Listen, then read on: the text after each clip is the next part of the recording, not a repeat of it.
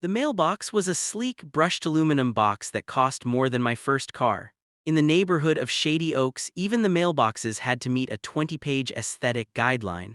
I pulled a thick, cream-colored envelope from the slot, feeling the weight of high-grade cardstock. I didn't need to open it to know what it was. Notice of noncompliance, immediate action required. I leaned against my vintage 1972 Ford F-100, a truck that was my pride and joy, but to the Shady Oaks Homeowners Association it was a mechanical eyesore. I tore the envelope open. Dear Mr. Thorne, it has come to the attention of the board that your vehicle plate, Rust 72, has been parked on the street for a duration exceeding 4 hours. Per bylaw 4.2, street parking is reserved for guests only. Furthermore, the oil stain beneath said vehicle violates our environmental cleanliness standards. Fine, $250. Repeated violations will result in towing at the owner's expense. Sincerely, Lydia Vance, HOA President. I looked at the pristine asphalt of the cul-de-sac. The oil stain was a drop the size of a dime. Lydia Vance, a woman who treated the neighborhood like her personal fiefdom, had been gunning for me since the day I moved in 3 months ago. I wasn't the typical Shady Oaks resident. I was 34, wore work boots, and had inherited my grandfather's small cottage on the outskirts of the development. The development had literally built itself around his land, transforming a quiet woods into a gated community of McMansions. I pocketed the fine and looked toward the horizon, where the only road out of the neighborhood crossed over the Blackwood Creek. Morning, Arthur, getting more fan mail. I turned to see my neighbor, Elias, watering his perfectly manicured roses. Elias was 70, retired, and the only person in the neighborhood who didn't look at me like I was a weed in a flower bed. $250 for parking in front of my own house, Elias, I sighed. Lydia is on a warpath. Elias leaned on his shears, checking to make sure Lydia wasn't peering through her blinds. She's a terror, son. She's trying to standardize the neighborhood. She thinks if she pushes you hard enough, you'll sell that lot to her developer friends. They want to put 2 more houses where your cottage sits. It's not just a lot, I said, looking at the sturdy stone bridge in the distance. It's home. Just be careful, Elias warned. She has the board in her pocket. She doesn't like things she can't control. The confrontation. The HOA meeting was held in Lydia's finished basement, a room that smelled of expensive candles and cold ambition. 12 neighbors sat in folding chairs, looking uncomfortable, while Lydia stood at a mahogany podium. She was a woman in her late 50s, with hair so perfectly coiffed it looked like a helmet. And finally, Lydia said, her eyes snapping to mine like a hawk spotting a field mouse, "We have the matter of Mr. Thorne. Arthur, you've ignored 3 citations regarding your truck and the overgrown meadow which the rest of us call weeds on your property." "It's a wildflower garden for pollinators, Lydia," I said calmly, "and the truck is a classic." "It's a nuisance," she snapped. "This is a premium community. We have standards. The fines are cumulative. If you don't pay by Friday, we will place a lien on your property." The room went silent. A lien was the first step toward foreclosure. She wasn't just annoyed, she was trying to take my house. "Lydia, I've lived on this land since before this community was a blueprint," I said, standing up. "My grandfather built that cottage with his own hands. I pay my dues, but I won't be bullied." Lydia smiled, a thin, sharp expression. "The rules apply to everyone, Arthur, even those who think they are grandfathered in, pay the fines or face the consequences." I left the meeting with my blood boiling. As I walked home in the moonlight, I crossed the bridge. It was a beautiful structure, thick timber beams and reinforced concrete spanning the deep ravine of Blackwood Creek. It was the only way in or out of Shady Oaks. To the north was a sheer cliff, to the east and west dense protected wetlands. I stopped in the middle of the bridge and looked down at the rushing water. Then, I looked at the weathered bronze plaque bolted to the side of the main pylon. Blackwood Crossing, private property of Silas Thorne, maintenance and access rights reserved. My grandfather had been a stubborn man. When the developers came 30 years ago, he refused to sell his land. They eventually built the neighborhood behind his property, but to get the road to connect to the main highway, they had to use his private bridge. He had signed an easement, a legal agreement allowing the neighborhood to use the bridge, but easements have conditions, and Lydia Vance had just pushed me to read the fine print. The discovery. The next morning, I drove down to the county records office. I spent 4 hours digging through dusty ledgers and digital archives until I found the original 1994 access and maintenance agreement between Silas Thorne and the Shady Oaks Development Group. I read it once, then I read it again. A slow grin spread across my face. The agreement stated that the easement was contingent upon the peaceful and respectful coexistence of the parties. Specifically, Section 8 stated, should the homeowners association or governing body of the dominant estate engage in predatory legal action or targeted financial harassment against the owner of the servient estate, the Thorne family, the easement shall be subject to immediate review and potential revocation upon 30 days' notice. But that wasn't the best part. The best part was Section 12. Annual structural safety inspections shall be conducted by the owner. If the bridge is deemed unsafe for heavy loads, the owner reserves the right to restrict traffic to emergency vehicles only until repairs are completed at the expense of the association. I looked at the latest engineering report I had found in my grandfather's files. The bridge was solid as a rock, but it hadn't been officially inspected in 5 years. I headed home and stopped at a hardware store. I bought 2 large orange barrels, a roll of yellow caution tape, and a very large sign. The closure. On Monday morning, Lydia Vance was scheduled to host a garden club gala. It was the event of the year for her, with caterers, flower delivery trucks, and 50 guests expected to arrive at 10:00 a.m. At 7:00 a.m., I backed my Ford F-100 onto the entrance of the bridge. I set up the barrels, I strung the caution tape, and I hammered my sign into the soft dirt at the edge of the road. Bridge closed for structural audit. Load limit 0 lbs. No unauthorized entry. I sat in a lawn chair on my side of the bridge, a thermos of coffee in my hand.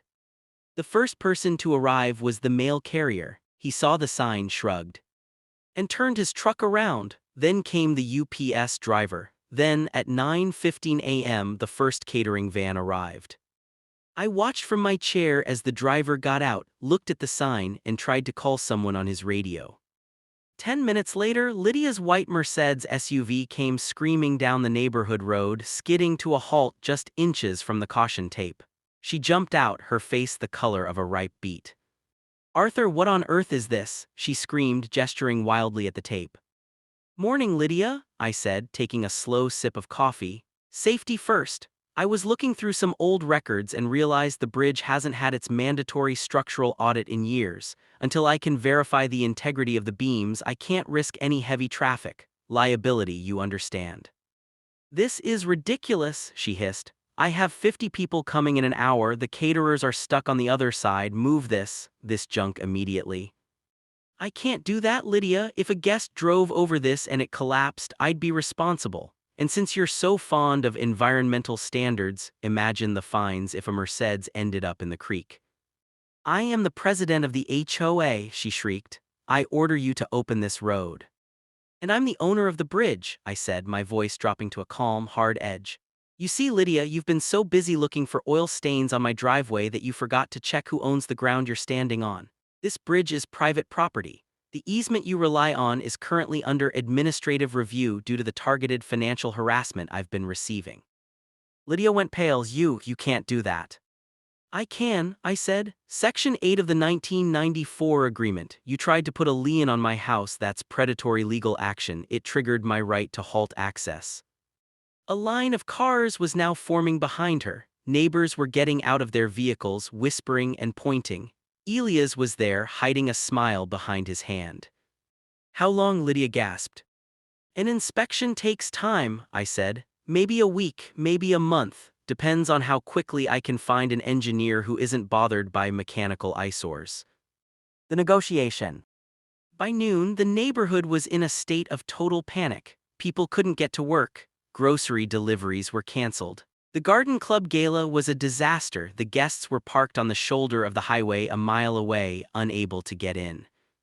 The HOA board members, 3 men who usually just nodded at whatever Lydia said, marched down to the bridge. They looked less like leaders and more like men who had missed their lunch. "Arthur, let's be reasonable," said Bill, the treasurer. "We didn't know about the easement details. Lydia told us you were a delinquent." "I pay my dues on time, Bill," I said. I just don't like being told what kind of grass I can grow or where I can park the truck my grandfather left me. We can talk about the fines, Bill said, glancing nervously at Lydia, who was packing by the creek. We aren't talking about the fines, I said. The fines are gone. I want a written apology for the harassment. I want a permanent exemption for my truck and my garden. And I want a new clause in the HOA bylaws that prevents the board from pursuing foreclosures or liens on properties that predate the development. That's a lot, Bill muttered. Is it? I pointed to the line of cars. Because right now this neighborhood is an island and I'm the only one with a boat. Lydia stomped over. This is extortion, I'm calling the police. Go ahead, I said. They'll tell you the same thing the sheriff told me an hour ago on the phone. This is a civil property dispute. They can't force me to open a private bridge that I've deemed unsafe. In fact, they thank me for being so proactive about public safety. Lydia looked like she was going to explode, but she looked at the board members and for the first time she saw that they weren't on her side anymore. They were looking at their watches, thinking about their missed meetings and their trapped lives. Do it, Bill said to Lydia. Sign whatever he wants. The resolution. It took 2 hours for the HOA lawyer to draft the documents. I sat in my lawn chair and watched them work on a portable table they'd set up on the asphalt. I received my written apology, I received my exemptions, and I received a check for $250, a refund of the fine I had already paid plus a little extra for consultation fees. Once the papers were signed and notarized by a neighbor who happened to be a notary, I stood up. Well, I said, stretching my back, I just took another look at the main pylon. You know what? It's sturdier than I thought. I think we can open one lane for now.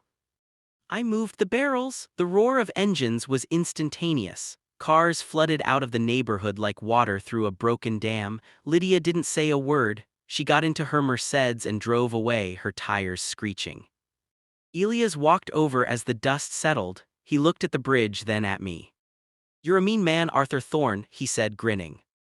I'm a thorn, Elias. We're like these old bridge timbers. We're quiet until you try to break us. Then you realize how deep the foundations go. A new chapter. Life in Shady Oaks changed after that. Lydia Vance resigned as president a month later, citing personal reasons, though everyone knew she couldn't handle the sight of my truck parked proudly in my driveway. The new board was much more relaxed. They realized that a neighborhood was made of people, not just property values. They even started a community garden, asking me for advice on which wildflowers attracted the most bees. I kept the bridge in good repair, of course. I hired a real engineer to do a full restoration, paid for by the HOA as part of our new agreement. But I kept the sign. It's tucked away in my garage right next to my grandfather's old tools. Every now and then, when I see a new HOA member getting a little too picky about the height of someone's hedge, I'll drive my truck slowly across the bridge, the heavy tires rumbling over the wood. It's a gentle sound, but it carries a clear message. The neighborhood of Shady Oaks is a beautiful place to live, but it's important to remember who owns the road. I stood on my porch that evening watching the sunset reflect off the water of Blackwood Creek. My truck was parked on the street right where it belonged. The wildflowers were swaying in the breeze, and for the first time since I'd moved back, it felt like peace. I had defended my home, I had honored my grandfather, and I had taught a neighborhood that the most important standard isn't the color of your mailbox, it's how you treat your neighbor. As the stars began to poke through the velvet sky, I looked toward the entrance of the community. The bridge stood strong, a silent sentinel between the old world and the new. It was more than just wood and stone, it was a reminder that some things are too sturdy to be pushed around. I went inside, closed the door, and slept soundly, knowing that the gatekeeper was finally at rest. The HOA president fined me for parking. She didn't know I owned the only bridge to her neighborhood, but she certainly knew it now. The Saturday sun was warmer than usual, casting a honey-colored glow over the retirement community's communal gardens. Arthur sat on a wooden bench, his cane resting against his knee. For the first time in a long time, he wasn't watching the clock. He was watching the entrance. When the silver SUV appeared, it didn't feel like a ticking countdown. This time, the car was filled with noise. Two teenagers, Leo and Maya, spilled out of the back, followed by Alina. She wasn't wearing her charcoal power suit. She was in jeans and a soft sweater, her hair pulled back in a messy knot. "Grandpa," Maya called out, running across the grass. As they settled around him, Arthur noticed the shift immediately. There was no agenda. There was no wellness check. Alina sat on the grass at his feet, ignoring the grass stains on her clothes that would have horrified her a week ago. The seventh sign, shared vulnerability. "Dad," Alina said, looking up at him while the kids played a card game on the picnic blanket, "I've been thinking about what you said, about the signs. I realized I was doing it at work too, providing solutions, but never actually connecting with my team. I was so afraid of the messiness of feelings that I turned everything into a system." Arthur nodded, reaching out to pat her shoulder. "Systems are safe, Ellie, but life is meant to be felt, not just managed." This was the beginning of the real healing. It wasn't just about Arthur's old age. It was about Alina's middle age, the sandwich generation pressure that had turned her heart into a calculator. The house on Oak Street. Later that afternoon, they did something they hadn't done in 5 years. They drove to the old family home. The air inside the house on Oak Street was stale, smelling of lemon polish and memories. Alina didn't walk through the rooms checking for dust or structural damage. She went straight to the piano. She ran her fingers over the keys, producing a discordant but haunting sound. "Mom tried to teach me Claire de Lune right here," Alina whispered. "I used to get so frustrated because my hands were too small." "You have your mother's hands," Arthur said, standing in the doorway. "I see them every time you reach for something. I used to look away because it hurt. I think that's why we both stayed on the surface for so long. The truth, the genuine stuff, it hurts." They spent the afternoon opening boxes. They found old drawings, a pressed flower from a prom 40 years ago, and a collection of Arthur's early blueprints. The shift in conflict. The conflict was no longer between a father and a superficial daughter. It was now a collective struggle against the passage of time. They weren't fighting each other. They were fighting the silence they had let grow between them. Leo, the oldest grandson, found a box of old vinyl records. "Can we play one?" he asked. "The record player might be a bit temperamental," Arthur warned. As the crackling sound of an old jazz record filled the dusty living room, Leo and Maya began to dance, a clumsy, modern interpretation of a swing dance. Alina laughed. It wasn't her meeting-ready laugh. It was a deep, belly-aching laugh that made her eyes crinkle. The resolution of the heart. As evening approached, they prepared to leave. Alina stood in the kitchen, looking at the heights marked in pencil on the pantry door frame. "I'm not going to sell it yet, Dad," she said. "I think we should come here once a month, to clean, to talk, to remember. It shouldn't be a tomb, it should be a bridge." Arthur felt a weight lift off his shoulders that he hadn't realized he was carrying. The superficial care he had feared had been replaced by a deep roots connection. On the drive back to his apartment, the car was quiet, but it was a full silence. Alina reached over and held his hand as she drove. She didn't check her watch. She didn't talk about his cholesterol. She talked about how the light hit the trees in the backyard. The meaning of genuine. When they arrived back at Willow Creek, Alina helped him to his door. She didn't just drop him off. She walked him in, made sure his favorite lamp was on, and lingered by the door. "Is there anything else you need, Dad? Not vitamins need, but need." Arthur looked at her. "I have everything I need right here." As she drove away, Arthur sat back in his chair. He looked at the mahogany clock. It was 8 o'clock. She had stayed for nearly 6 hours. He realized then that the 6 signs were a warning, but they weren't a life sentence. People can change.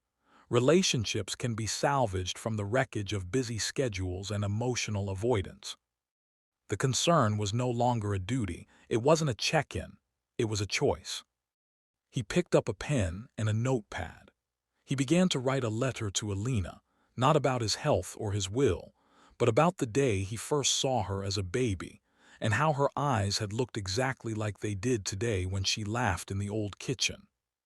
The story of the model daughter was over.